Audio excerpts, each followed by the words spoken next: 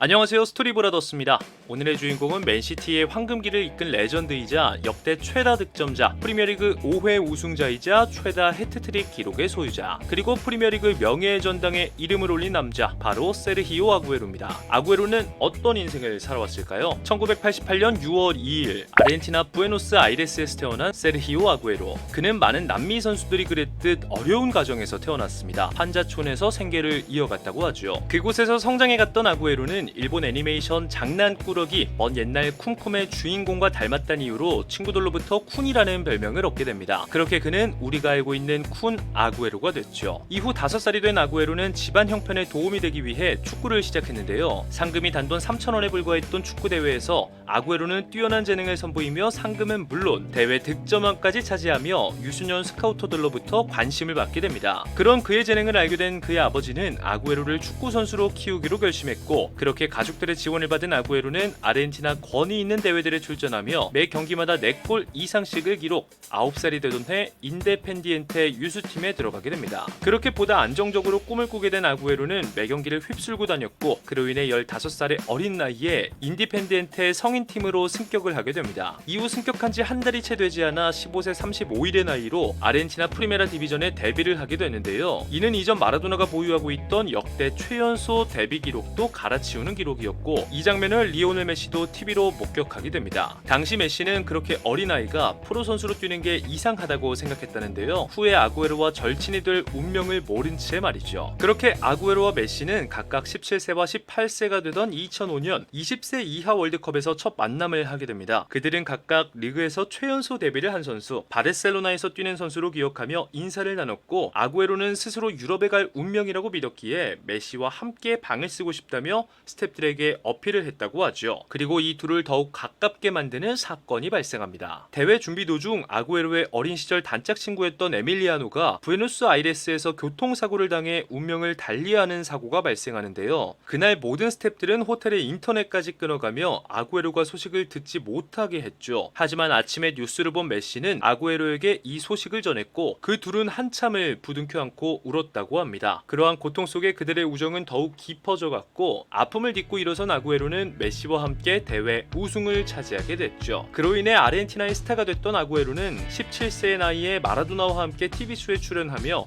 그의 후계자로 여겨지기도 했고, 나이키와 질레트, 펩시 등 대기업들과 후원을 맺기도 합니다. 그리고 몇 달 후 스페인의 아틀레티코 마드리드는 클럽 레코드였던 2천만 유로를 들여 아구에로를 영입했죠. 그렇게 항상 꿈꿔왔던 유럽 무대에 입성한 아구에로, 그의 데뷔 시즌이었던 06-07 시즌에는 모든 대회 7골을 기록하며 유럽 축구에 적응을 해나갑니다. 이후 토레스가 리버풀로 떠났던 07-08 시즌에는 레알 마드리드, 바르셀로나, 발렌시아 등 빅게임에서도 득점을 기록하며 19세의 나이에 팀 내 가장 중요한 선수가 되었고, 그와 동시에 리그에서 무려 19골을 기록하며 라리가 득점 순위 3위. 그 기세를 이어 2008년 베이징 올림픽에서는 메시, 디마리아, 마스체라노, 리켈메 등 화려한 라인업과 함께 결승전에서 만난 호나우지뉴의 브라질을 꺾고 금메달을 차지했죠. 이후 08-09 시즌에는 포를란과 파트너십을 구축했고, 계속해서 팀의 중추적인 역할을 맡았던 아구에로는 2010년 팀을 유로파리그 결승으로 이끄는데요. 당시 결승에서 만난 플럼을 상대로는 2골을 모두 어시스트하며 커리어 첫 유럽 대항전 트로피를 들어올리게 됐죠. 이후 10-12 시즌에는 직전 시즌 트래블을 달성했던 인테르를 상대로 득점을 기록하며 UEFA 슈퍼컵을 차지했고, 팀의 부주장까지 맡으며 아틀레티코 마드리드 팬들의 사랑을 듬뿍 받습니다. 그렇게 3월부터 5월까지는 리그 7경기 연속 득점이라는 대기록을 세웠고, 시즌 최종전이었던 마요르카와의 경기에서는 커리어 첫 해트트릭과 함께 아틀레티코 마드리드 소속 100번째 득점을 기록하기도 했죠. 그렇게 리그에서만 20골을 기록하며 커리어 최고의 시즌을 보냈던 아구에로였습니다. 하지만 최종전이 있던 바로 다음날 아구에로는 자신의 공식 홈페이지를 통해 팀을 떠나고 싶다고 밝히며 뜬금없는 계약 해지를 요청하는데요. 당시 재계약을 맺은 지 6개월밖에 되지 않았던 시점이었기에 클럽과 팬들은 당황할 수밖에 없었고, 4,500만 유로의 바이아웃이 걸려있던 아구에로는 많은 클럽들의 러브콜을 받게 됩니다. 결국 아구에로는 맨체스터 시티로 이적을 하게 되는데요. 그의 아틀레티코 회장인 엘리케 세레수는 아틀레티코를 안 좋게 떠난 선수는 아구에로가 유일하다고 밝혔고, 팬들은 아구에로에게 배신자라며 저주를 퍼붓기도 했죠. 하지만 시끄러운 이적 사가에도 불구하고 맨시티에서 빠른 적응을 해나갔던 아구에로였습니다. 그는 스완지와의 프리미어리그 데뷔전에서 교체로 출전한 지 30분 만에 2골 1어시를 기록하며 화려한 출발을 알렸고, 이후 세 번째 출전이었던 위건과의 경기에서는 경기에서는 프리미어리그 첫 해트트릭을 기록하기도 합니다. 그리고 맨유와의 맨체스터 더비에서도 득점을 기록하며 식스 앤 더 시티라는 역사적인 사건을 만들기도 했죠. 이후 시즌 막판에는 팀을 5연승으로 이끌며 리그 선두였던 맨유와 승점 타이를 이뤘고 골득실에서 앞선 채 최종전을 맞이하게 됐죠. 이때 맨시티가 우승을 차지하려면 맨유와 비슷하거나 더 나은 결과를 내야 했던 상황. 하지만 맨시티는 상대 조이 바튼의 퇴장에도 불구하고 QPR에게 2대1로 끌려갔고, 반면 맨유는 썬덜랜드를 상대로 1대0 앞서고 있었습니다. 그의 만치니 감독은 제코와 발로텔리를 투입하며 공격에 불을 붙였고, 그에 보답하듯 후반 추가 시간에 제코가 동점골을 기록하게 됐죠. 하지만 이대로 끝난다면 맨유의 우승이 확정되는 상황이었습니다. 이에 맨유 선수들은 우승을 직감하게 되는데요. 그러나 그러한 기쁨도 잠시 후반 93분 발로텔리의 패스를 받은 아구에로가 결정적인 슈팅과 함께 득점을 만들어냈고, 그렇게 최종 스코어 3대2 맨체스터 시티에게 1968년 이후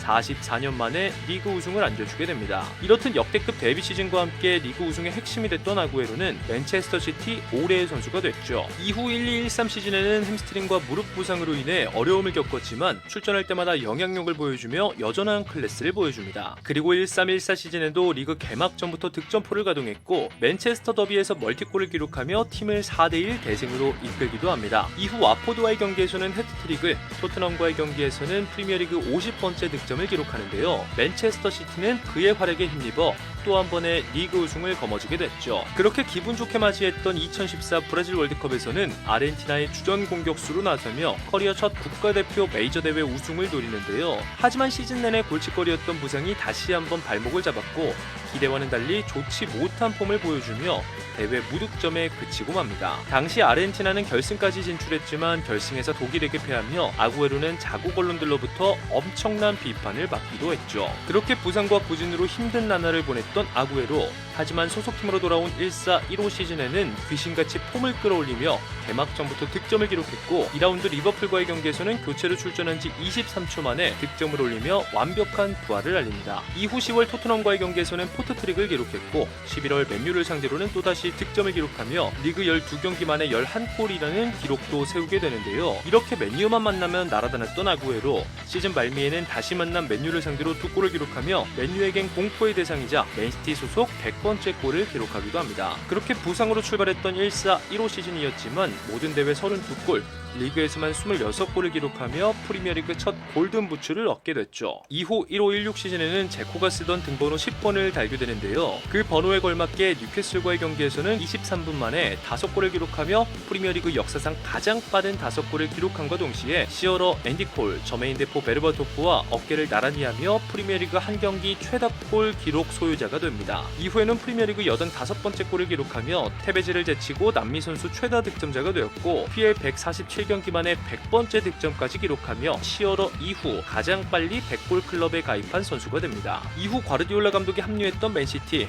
아구에로는 과르디올라 감독 밑에서도 새로운 기록을 써내려가는데요. 와포드와의 경기에서는 자신의 프리미어리그 6번째 해트트릭을 완성하기도 합니다. 이후 7번째, 8번째 해트트릭도 같은 시즌에 완성했던 아구에로는 177골을 기록했던 시티의 레전드 에릭 브룩을 제치고 맨시티 역대 최다 득점자가 되기도 했죠. 그렇게 아구에로는 맨시티의 황금기를 이끌며 커리어 3번째 프리미어리그 우승을 맛보게 됩니다. 이후 맨시티 소속 200번째 득점과 함께 프리미어리그 9번째 해트트릭까지 기록하며 티에리 앙리에 이어 외국인 프리미어리그 득점자 2위로 올라섰고, 아스날전에서는 PL 해트트릭 개수를 10개로 늘립니다. 그리고 첼시와의 경기에서는 시어러의 최다 해트트릭 기록인 11개와 타이를 이뤘죠. 그렇게 5시즌 연속 리그 20골을 기록했던 아구에로는 리그와 FA컵, 리그컵까지 우승을 차지하며 도메스틱 트래블을 달성하게 됩니다. 이후 2020년에는 PL 12번째 해트트릭을 기록하며 최다 해트트릭 보유자로 오름과 동시에 티에리 앙리의 175골의 기록을 제치고 역대 외국인 최다 득점자가 되었고, 프리미어리그 역사상 시어러, 루니, 앤디 콜에 이어 최다 득점자 4위에 오르기도 합니다. 하지만 더 높은 곳에 오르지 못한 채 19-20 시즌 무릎 부상으로 일찌감치 시즌을 마무리했던 아구에로는 2021 시즌에도 잦은 결장을 이어갔는데 하는데요. 이에 많은 루머들이 돌았고 바르셀로나, 파리, 인테르가 관심을 보내게 됐죠. 결국 맨시티와 협의 끝 재계약을 맺지 않게 된 아구에로는 시즌이 끝나고 팀을 떠날 것임을 밝힙니다. 그렇게 시즌 최종전이었던 에버튼전에서 교체 투입된 지 10분 만에 멀티골을 기록하며 데뷔전 교체 투입 멀티골에 이어 마지막 경기도 같은 방식으로 마무리를 하게 됩니다.